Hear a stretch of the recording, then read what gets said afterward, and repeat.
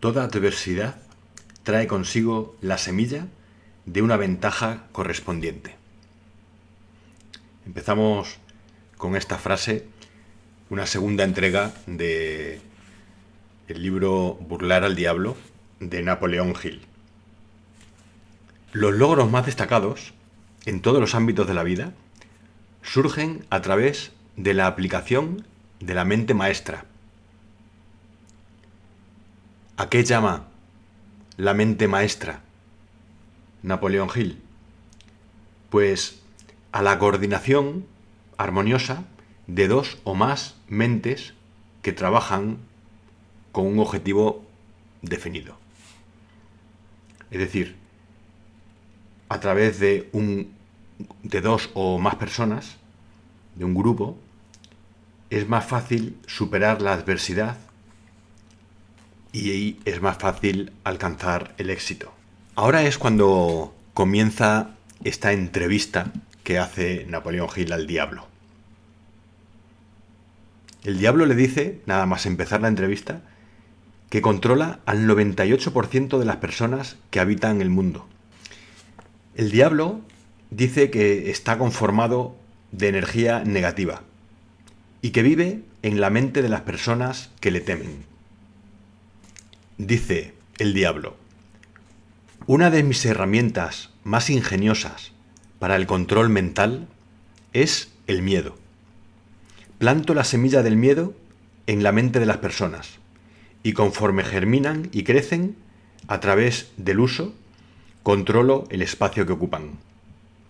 Los 6 miedos más efectivos son el miedo a la pobreza, a la crítica, a la enfermedad, a la pérdida del amor, a la vejez y a la muerte. La cantidad de espacio que ocupo en la mente de cada individuo depende del tipo de pensamiento que esa persona tenga. Otro punto interesante que dice el diablo es que ha corrompido la mente de los jóvenes enseñándoles a beber y a fumar, y que los hábitos vienen muchas veces por pares o incluso en grupos de 3 o de 4. Dice: cualquier hábito que debilita nuestra fuerza de voluntad invita a muchos de sus comparativos a que entren y tomen posesión de la mente. El hábito del cigarrillo no solo disminuye el poder de resistencia y desalienta la persistencia, sino que invita a la holgura en otras relaciones humanas. Es decir, un hábito negativo abre las puertas a que sea acompañado por otros hábitos también negativos. Le pregunta Napoleón Hill: ¿cuál considera usted que es la principal herramienta para ganar el control de las mentes humanas? ¿Los cigarrillos o el licor?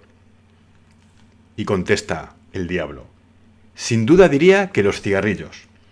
Una vez que logro que un joven se una a mi club de 2 paquetes al día, no tengo problemas para inducir a esa persona a tomar el hábito del licor, el placer irrestricto del sexo y otros hábitos relacionados que destruyen la independencia de pensamiento y acción. Recordad que esto está escrito en 1938. En aquella época todavía no se hablaba, como en nuestra época, del hábito adictivo del tabaco. El diablo dice que no podría controlar al 98% de las personas en el mundo, es decir, que afirma que controla al 98% de las personas en el mundo. Pues no lo podría hacer si todas las personas tuviesen la habilidad de pensar por sí mismas. Es decir, que la mayoría de las personas no tienen la habilidad de pensar por sí mismas, aunque probablemente creen que sí lo hacen. Sigue el diablo: por millones de años he dominado a las criaturas atadas a la tierra a través del miedo y de la ignorancia. Mi principal arma sobre los seres humanos consiste de 2 principios secretos, mediante los cuales gano el control de sus mentes. Hablaré primero del principio del hábito, a través del cual entro silenciosamente en la mente de las personas. Al trabajar a través de ese principio, suplanto el hábito de vagar. Cuando una persona comienza a vagar sobre cualquier tema, se dirige justo hacia las puertas de lo que ustedes, atados a la tierra, llaman infierno. Puedo definir mejor la palabra vagar diciendo que las personas que piensan por sí mismas nunca divagan, mientras que aquellas que piensan poco o nada por sí mismos son indecisas. Un vagabundo es aquel que acepta cualquier cosa que la vida le arroje, sin protestar ni combatir. No sabe lo que quiere de la vida y pasa su tiempo obteniendo solo eso. Un vagabundo tiene muchas opiniones, pero no son propias. Muchas de ellas se las doy yo, dice el diablo. Un vagabundo es aquel que mentalmente es muy perezoso para utilizar su propio cerebro. Por esa razón, yo puedo tomar el control del pensamiento de las personas y plantar mis propias ideas en sus mentes. Después de que las personas nacen, utilizo lo que ustedes, atados a la tierra, llaman ambiente, como un medio para controlarlas. Aquí es donde el principio del hábito hace su aparición. La mente no es más que la suma total de nuestros hábitos. Uno a uno entro en la mente e implanto los hábitos, los cuales llevan finalmente a mi absoluto dominio de la mente. Y utilizo uno de mis trucos más ingeniosos. Entro en las mentes a través de pensamientos que creen propios. Los más útiles para mí son el miedo, la superstición, la avaricia, la ambición, la lujuria, la venganza, la ira, la vanidad y la evidente pereza. A través de uno o más de estos trucos puedo entrar a cualquier edad, pero obtengo mejores resultados cuando me hago cargo de una mente mientras ésta es joven, antes de que su dueño haya aprendido a cerrar cualquiera de estas 9 puertas. Entonces puedo instalar hábitos que mantengan las puertas abiertas para siempre. Los hábitos se relacionan. Vaga en una dirección y pronto estarás vagando en todas direcciones. Le dice Napoleón Hill: ya veo, su tarea es entrenar a los niños en el hábito de la indecisión, induciéndolos a pasar por la escuela sin metas ni objetivos. Y le responde el diablo: bueno, mi segundo mejor truco para desarrollar el hábito de la indecisión es aquel que pongo en funcionamiento con la ayuda de padres, maestros de escuelas públicas y tutores religiosos. Mi segundo mejor truco no es para nada el segundo, es el primero. Es el primero porque sin él jamás podría controlar las mentes de los jóvenes. Los padres, maestros de escuela, los tutores religiosos y muchos otros adultos, sin saber, sirven a mi propósito, ayudándome a destruir en los niños el hábito de pensar por sí mismos. Cumplen con su tarea de varias maneras, sin sospechar nunca lo que le están haciendo a la mente de los niños ni la verdadera causa de sus errores. Provoco que los niños se conviertan en indecisos siguiendo el ejemplo de sus padres, a muchos de los cuales ya he atrapado y confinado eternamente a mi causa. En algunas partes del mundo domino las mentes de los niños y doblego su fuerza de voluntad exactamente de la misma manera en que los hombres quebrantan y doblegan a los animales de poca inteligencia. No hay diferencia alguna para mí sobre cómo se doblega la voluntad de un niño mientras éste le tema a algo. Entraré en su mente a través de ese miedo y limitaré el poder del niño a pensar de manera independiente. Napoleón Hill le dice: pareciera que se desviara usted de su camino para evitar que las personas piensen. Y le contesta: sí, el pensamiento certero es la muerte para mí. No puedo existir en las mentes de aquellos que piensan de manera certera. No me importa que las personas piensen, mientras lo hagan en términos de temor, desánimo, desesperanza y destrucción. Cuando comienzan a pensar en términos constructivos de fe, valor, esperanza y certidumbre, de inmediato se convierten en aliados de mi oposición y por lo tanto una pérdida para mí.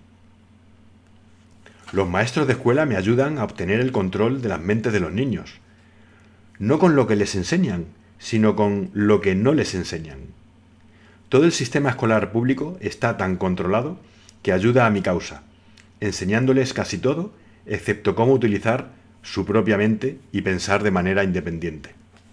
Napoleón Hill le dice: tenía la impresión que el objetivo de toda escuela era ayudar a los niños a pensar.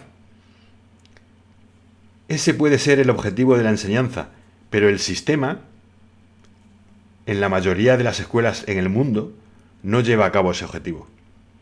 A los estudiantes se les enseña no a desarrollar y a utilizar sus propias mentes, sino a adoptar y utilizar los pensamientos de otros. Este tipo de enseñanza destruye la habilidad del pensamiento independiente, excepto en los casos raros en que los niños confían tan definitivamente en su propia fuerza de voluntad que se rehúsan a permitir que otros piensen por ellos. El pensamiento certero es asunto de mi oposición, no mío. Nada puede detenerme excepto el poder del pensamiento certero. Las personas que piensan acertadamente no divagan sobre cualquier tema. Reconocen el poder de su propia mente. Además, toman el control de ese poder y no se lo entregan a ninguna persona ni influencia. Provoco que las personas divaguen sobre cualquier tema a través de lo cual puedo controlar el pensamiento y las acciones independientes. Toma el tema de la salud, por ejemplo. Yo provoco que casi todas las personas coman demasiado y el tipo inadecuado de alimentos. Esto provoca indigestión y destruye el poder de pensar de manera certera. Si las escuelas públicas y las iglesias les enseñaran a los niños más sobre la adecuada alimentación, le harían a mi causa un daño irreparable. Les enseño a convertirse en indecisos, haciendo que abandonen la escuela por el primer trabajo que encuentren, sin una meta o propósito definido, excepto para ganar lo suficiente para sobrevivir. A través de este truco mantengo a millones de personas con el miedo a la pobreza durante toda su vida. A través de ese miedo los conduzco lenta pero certeramente hasta el punto en el que ningún individuo ha podido romper el hábito de la indecisión. También provoco que las personas gasten dinero libremente y ahorren escasamente, o nada, hasta que tomo el control total sobre ellas a través de su miedo a la pobreza. Y provoco que las personas entren en un ambiente inarmónico y desagradable en el hogar, en sus lugares de trabajo, en la relación con sus parientes y conocidos, y que permanezcan ahí hasta que los reclamo a través del hábito de la indecisión. Provoco que las personas adopten el hábito de tener pensamientos negativos. Esto lleva a acciones negativas e implica a las personas en controversias y llena su mente de miedos, preparando el camino para que yo entre y controle su mente. Planto en su mente las semillas del pensamiento negativo a través del púlpito, de los periódicos, de las películas, de la radio y de otros métodos populares que les son agradables a la mente. Provoco que las personas me permitan pensar por ellas, porque son demasiado perezosas y demasiado apáticas para pensar por sí mismas. Tenemos que pensar que esto está escrito en una época en la que la televisión todavía no se había adueñado de nuestros salones. Ahora probablemente la televisión sea una de las armas del diablo más potentes. La indecisión es la causa más común del fracaso en cada paso de la vida. Lo primero que percibirás en un indeciso es su total ausencia de objetivos en la vida. Será perceptible por su falta de confianza en sí mismo. Nunca hará algo que requiera pensar y esforzarse. Gasta todo lo que gana y más, si puede obtener un crédito. Se enfermará o se quejará de algún mal real o imaginario, invocando al cielo si sufre el menor dolor físico. Tendrá poca o nada de imaginación. Carecerá de entusiasmo y de iniciativa para comenzar algo a lo que no ha sido obligado, y expresará llanamente su debilidad al tomar la línea de menor resistencia siempre que le sea posible. Estará malhumorado y no tendrá control sobre sus emociones. Su persona carecerá de magnetismo y no atraerá a otras personas.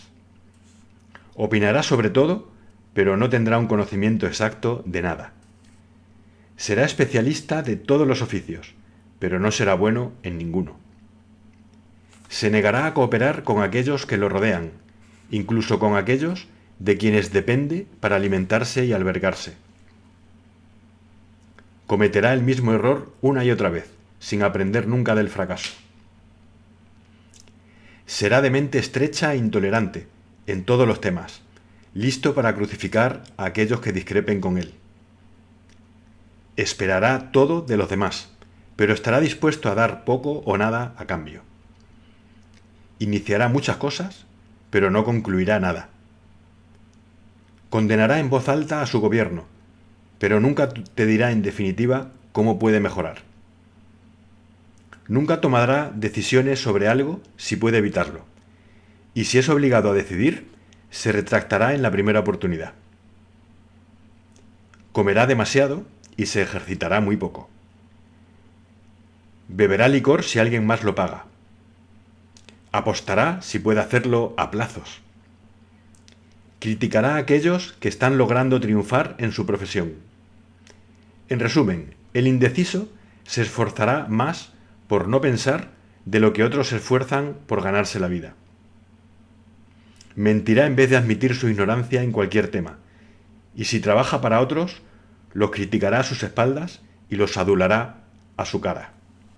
¿Y cuáles son las señales de un no indeciso?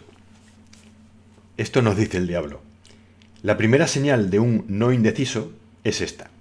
Siempre está ocupado en hacer algo determinado, a través de un plan bien trazado y que es definitivo.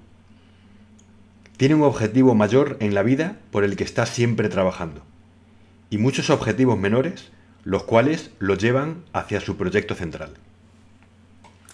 El tono de su voz, la agilidad de sus pasos, la chispa en su mirada, la rapidez de sus decisiones claramente lo señalan como una persona que sabe exactamente lo que quiere y que está decidida a obtenerlo, sin importar cuánto tiempo le lleve o qué precio debe pagar.